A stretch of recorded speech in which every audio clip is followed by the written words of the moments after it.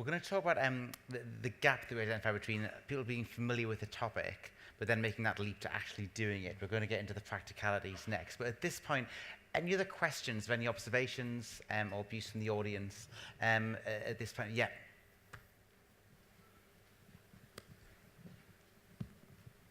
Okay. Hi, my question is for Marigo. You mentioned deeper customer relationships. So from a specific online or e-commerce context, I want to know if gamification encourages more cherry pickers than a normal audience. Is it actually creating deeper customer relationships, or am I coming there just because I'm getting a reward? And would I go to the next site, say if I'm on Iconic today and go to StyleThread tomorrow just because they're giving me better rewards? So are we encouraging cherry pickers or one particular sort of a customer type with gamification at all? Does that make sense? Are we actually encouraging deeper customer relationships there, or is it just, looking at one customer? It's a great question. Yeah, it's a great question. Now, I think when it's well designed, if you understand exactly who your customer is, I mean, all games are designed for a particular customer in mind and a particular outcome in mind. If it's well designed, you will actually attract and draw in your target market. So if the cherry pickers that you're talking about, are they the ones that want to sort of get the quick wins and the points and the rewards and then sort of take off afterwards? There's always someone who wants to game the system, and like the people who game loyalty cards and all the works. That's always there, but that's always a side effect that you're willing to accept, knowing that that's what you have to go through. But your biggest prize is actually landing a much more sort of committed or relationship with the target customer that you want to draw in. So there's always those side effects. It's not avoidable. I actually think the reverse is true. Collectively, I think we're living in a world at the moment where you walk into a shopping mall and there's sale, and your email inbox is getting hit with daily deal, and there is no loyalty anymore. And so people shop around right now. This is actually a mechanism for stopping that. And it's not going to stop it for everybody, but it's about driving longer-term relationships. That's exactly what it's about, without having to succumb to daily deals, without having to give discounts. It's about replacing those mechanisms, which cost an absolute fortune, to being able to retain your customers through genuine loyalty. So the reverse, in my opinion. As airline loyalty programs have absolutely demonstrated. Yeah, exactly. Yeah. Any other questions at this point? Yeah, cool, brilliant. It's actually not a question, but it's a great case example to the point the gentleman was just talking about. The Hungry Jack Shake and Win app is a great example of, and there will be case studies about that coming out in the year ahead, but it's a great example of a tiny, simple little game that has driven a huge amount of incremental revenue and loyalty to that business. And I agree with you, there's no such thing as loyalty, but these little games are a great tool for that. They can do that, absolutely. Can I raise an issue with that particular example? This is that belongs to that grey area where is it gamification and where is it gambling? So that a lot of those techniques. The answer is Tom Waterhouse involved, basically, in that. Pretty much. Yeah. What are the odds of him being involved? Yeah, well, in like the Tom Waterhouse band. Yeah. So Channel 9 gone. Yeah, which is where gamification, particularly used by marketers, tend to use this technique. It borders on gambling. So there are a lot of social and ethical issues that we need to look at that, because yes, you could call it loyalty. You could also call it addiction as well. So I think if you're really looking to building true customer relationship, you want them to be loyal, not because they're addicted, because that's not sustainable and it's sort of morally questionable. So you've got to look at what else is it about the product that you can develop the relationship on. I'm probably a bit more fluid on that, I'd have to say. I think some of this stuff can be done for tactical reasons, in a pure marketing sense, in a campaign sense, absolutely.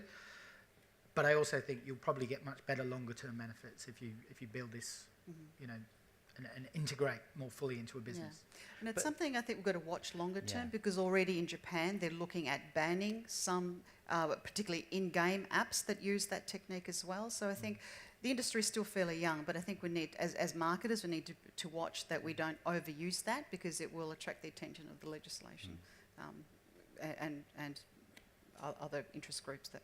And we'll touch on some of the pitfalls, but is there some kind of spectrum between when you apply gamification, where you get more and more and more engagement to the point where actually it does become addictive. Do you have to draw a line? Is there a line? Is there a spectrum? Is that a danger? Is that a concern?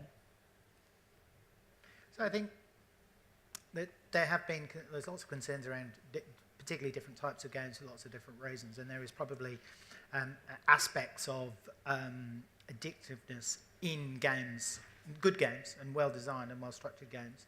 I don't know, from a moral point of view, is that a bad thing? I don't know. Is it a good thing to have, if you're a brand and you're trying to sell a product, is it a bad thing to have people addicted to your product? I guess it depends on the product, of course. But if people are addicted to being engaged with your product, I would have thought, it's a classic bell curve. The majority would not be. You might have a small minority. But the majority, you're really just shifting. You're shifting to become more engaged. So in the grand scale of things, I actually think it's a really minor problem, really minor. Just a question on your planning tool. Agency people are amazingly ill-disciplined.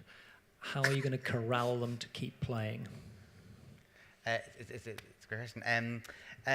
Ill-disciplined, I don't know about that, certainly not my agency. In terms of keeping people playing, there is intrinsic and extrinsic motivations to do so. Intrinsic motivations are around being able to collaborate and get reward for innovation and helping to solve other people's problems. And we have one framework which works across 70 countries, over 1,500 people currently playing at strategy and planning and optimization of investment. And those 1,500 people are intrinsically motivated to help each other. Extrinsically, every single thing you do gets you what we call pings or points. Behaviors that we want to disproportionately encourage will get disproportionate pings. So if you're looking to optimize a media spend and you can beat an econometric model in a server in New York, if you can get a better 1+ reach than that server can, you'll get like 1,000 pings for doing so. We disproportionately reward being able to do that and being able to be that small investments. And extrinsically, we've got a global leaderboard, and on December 1st, that leaderboard will go blank. No one will know who's kind of there. And then on 20th December, we see who's at number one, and the number one person worldwide in PhD on that leaderboard will get the most epic of wins. I think 3 people in the network know what that prize is, but there'll be an epic win for the person who's committed and leaned into this the most and who has engaged the most in the system. And we actually have a question from the person who is currently 6th or 5th? 5th on the global PhD source leaderboard, everyone. Of course. Thank you. This better be good. Yeah, no pressure now. You talk quite a lot about loyalty, and for me, I was just asking a question around how do you think gamification drives loyalty? Because actually, from a brand perspective, my assumption would be actually it's probably the users who are already heavily involved in your brand, and actually the advocates who are more inclined to be involved in the game anyway, so they're actually probably loyalists anyway. So does it actually grow loyalty? Does it just reward those who are already loyal to your brand? Well, the beauty of it is that once you implement it, you'll be able to measure that, and that's probably something which you can't measure right now. And in itself, that's probably, again, going back to the data, that's probably the biggest benefit. Like I said, and going back to that bell curve, it's not necessarily about turning everyone who's not a customer into the most loyal customer in the world. It's about shifting everyone slightly. And for a lot of organisations, you don't need much shift to make a very big impact, in percentage terms, to make a very big impact on the business. So in that sense, if it can make everybody a little bit more loyal, then it can make a very big difference from the business point of view. Also, just touching on the question with the PhD example as well, one of the real beauties of having a virtual or a point system as opposed to a loyalty system that has real rewards is that you can play much more with those rewards. So in other words, if you're finding motivation is dropping, then you can change the numbers, and it's an economy that you can play with a lot. And that's where it's really, really interesting. You have double points weekends, and in the knowledge that you know, people are not going to be claiming more toasters as a result of it, and your economics fall flat. So you really can have a lot of fun with the structure and how it evolves and iterates over time. And I think with loyalty in particular, you're looking at, you know, it's how good is your database in terms of what actually constitutes loyalty from your customer's perspective, because very often programs are rewarding the wrong things that actually are not, they're wrong only in terms of they're not relevant to the customer. We think that it's an extrinsic thing, and very often it's a status or recognition thing, that it's the whole program has been sort of designed around something that's not motivating for customers, and I think that's where most of those programs fail. They haven't read the customer well enough. One of the interesting things to answer the question as well, and I don't know whether you know the answer to this in PhD, is has it done anything for staff turnover? It's probably Positively too or early- negatively? Yeah, it's probably too specifically early to tell, but we certainly, there's a strategic intention Sure. that Right. having that capability and walking away from that might be harder to do if it's there Yeah. than not. So Absolutely, yeah.